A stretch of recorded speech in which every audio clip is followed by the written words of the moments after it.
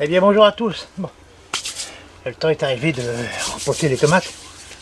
Mais avant de rempoter ces tomates, il faut leur préparer une petite couche de cuisson en serre froide.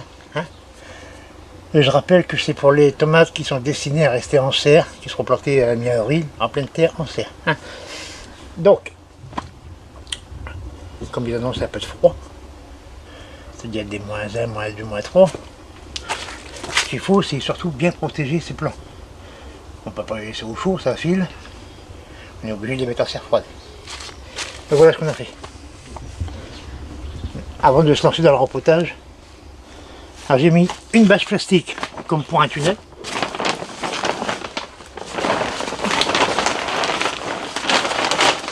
Voilà. Et en dessous j'ai mis 1, 2, 3 voiles. 3 voiles. Voilà. P17. Voilà, P17. Voilà. Avec ça, s'ils ont froid, je ne comprends plus rien. Bonne couverture. Voilà. Donc voilà, ça c'est prêt, c'est pour la nuit surtout. Dans la matinée, quand il y a un rayon de soleil, ouais, c'est passé la voiture. Ouais. Merci. Quand il y a un rayon de soleil, tout de suite ça monte en température. Hein. Maintenant il commence à faire des 20-25 degrés dans la serre. Quand même plus à quelquefois, ouais. Il faut 30 degrés dans le soleil. Ouais. Donc quand c'est comme ça, on retire. Hein. Voilà, vous découvrez tout carrément. Complètement, ouais. Quand vous avez passé les 12 degrés, découvrez, laissez vos plants respirer puis prendre le maximum de lumière. Donc voilà, donc disons que là c'est prêt pour la nuit. Voilà ce que je vais faire, c'est le mettre sur le côté, entrouvrir ça parce que là on est à 12 degrés. Donc 12 degrés comme je disais, on peut découvrir. Voilà, si vous avez un doute, vous laissez une épaisseur si vous voulez. Moi j'ouvre. Je vous apprenais la dure. Voilà, donc je vais rallonger, hein, parce que bah ouais, là le rempotage va démarrer, donc ça va prendre de la place. Donc là-dedans il fait, ouais, même pas, il fait 9 degrés. 9 degrés 9 degrés. Bon bah là il est temps de rempoter. Alors on va y aller. On est bon. Et voilà, un petit peu sur le dessus, Jaco, comme ça, voilà, on est bon. Impeccable. On est bon pour le rempotage. Alors on y va? on est parti. Allez, c'est parti. Bah, on dit voilà. Bah, mais j'ai pas attendu. Commencé un petit peu. J'ai pas attendu Lydie qui va chercher l'appareil, qu'elle se met en place.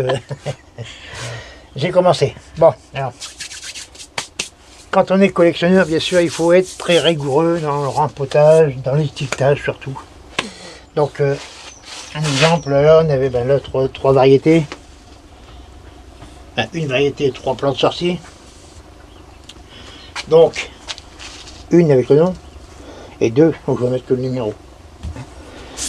L'étiquette. Voilà. Donc, il faut être, comme je disais, il faut être très rigoureux. Il y a toujours, surtout si vous êtes collectionneur, ne pas mélanger vos plants. Marquez bien chaque pot, chaque plant avec son étiquette, ou marquez sur le pot. Avec un crayon indélébile, parce que forcément, si ça... s'il y a de l'eau dessus, ça va se délaver. Une autre chose aussi, pour ceux qui ne m'ont pas écouté et qui vont se mettre trop tôt les tomates qui sont destinées à aller dehors, c'est-à-dire au mois de mai, pour vous, ce sera de rempotage, c'est la punition. Voilà, fini. Voilà. Donc je vous conseille de les passer en pot de 7, un petit carré comme ça, 7, hein, ou des petits pots de 11, on s'en fout. Hein, comme j'ai dit, le contenant, on s'en fout, c'est la taille. Voilà, et puis après vous les passerez en pot de 10 et demi. Hein. Voilà.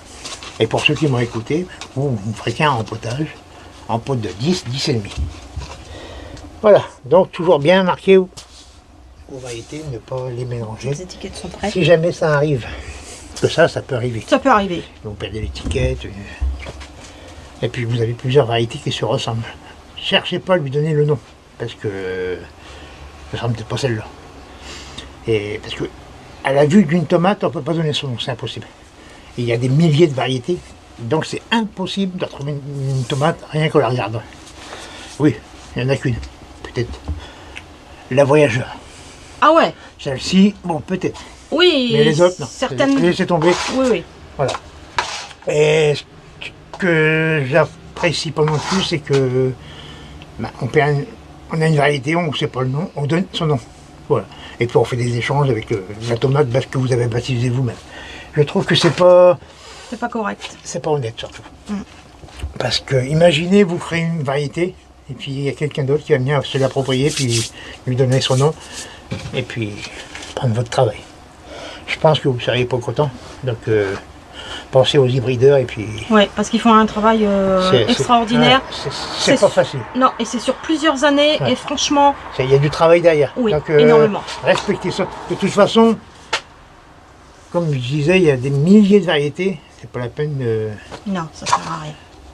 de se mélanger les pinceaux. Vous trouverez votre bonheur de toute façon. Et puis, ben, rien ne vous empêche de créer votre tomate. Hein. Bien sûr. Voilà. Donc, Contenant, pot de 10, pot de 10. 10,5. Bon, comme on disait, vous pouvez marquer dessus, voilà, vous faites vos étiquettes. Du terreau. Du terreau. Ça, c'est le terreau universel. Hein. Ben, je suis toujours, Pour l'instant, c'est celui-là. ça change même, il va bien. Hein.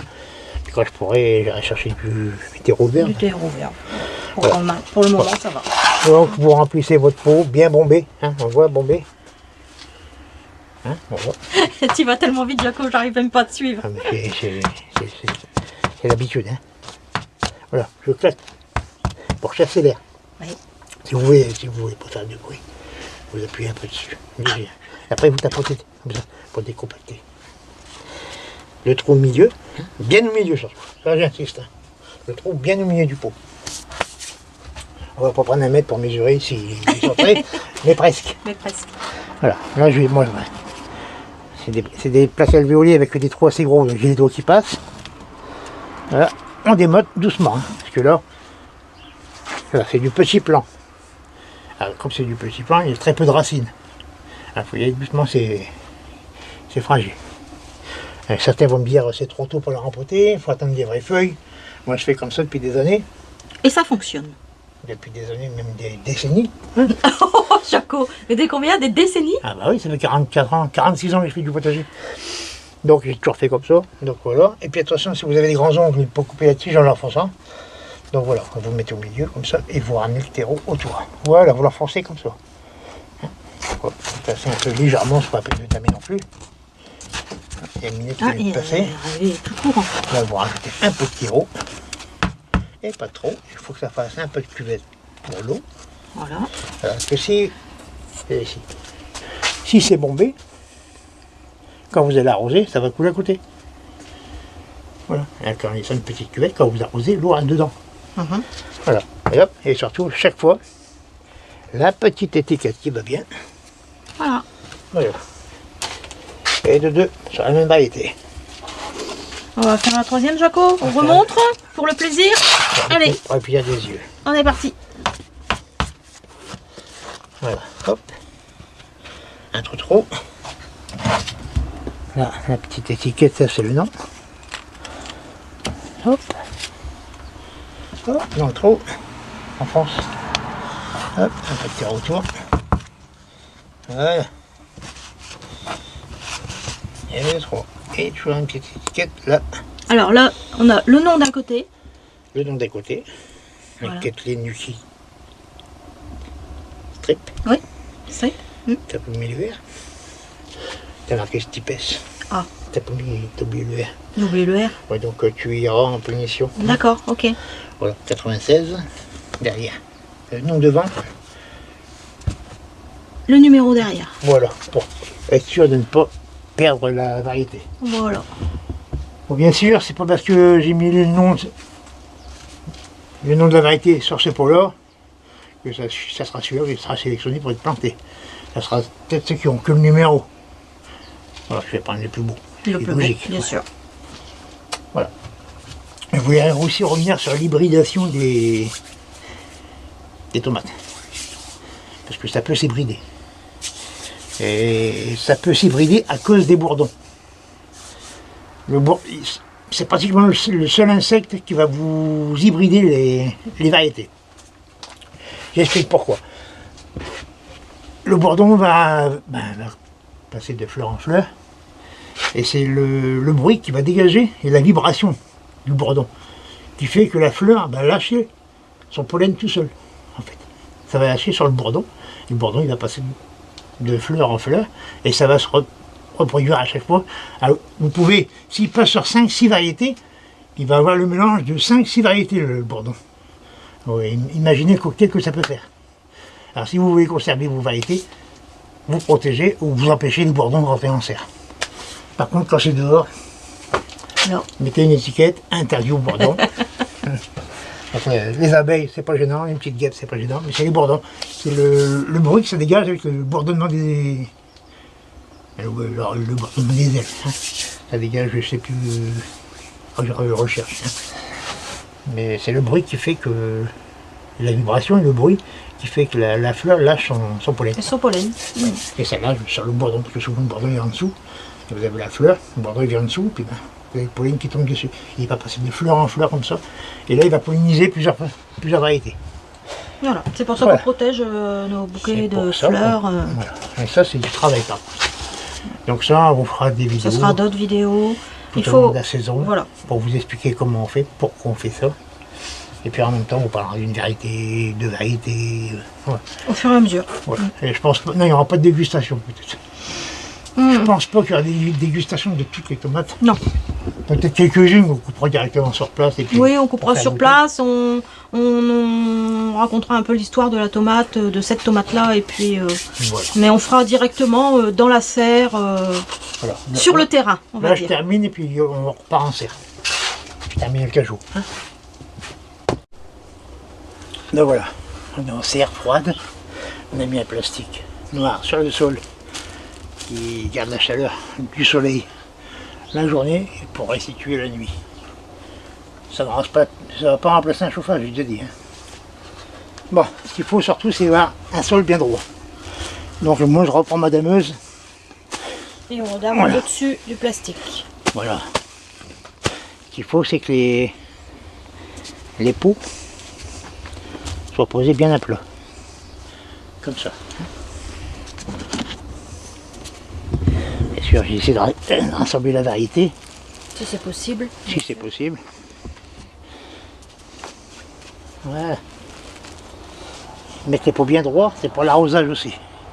Hein, parce que si vous le mettez de travers, pareil, quand vous allez arroser, ça va marcher de travers.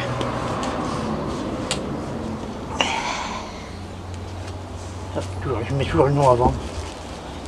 Et les variétés qui suivent après. Ça arrivera ici.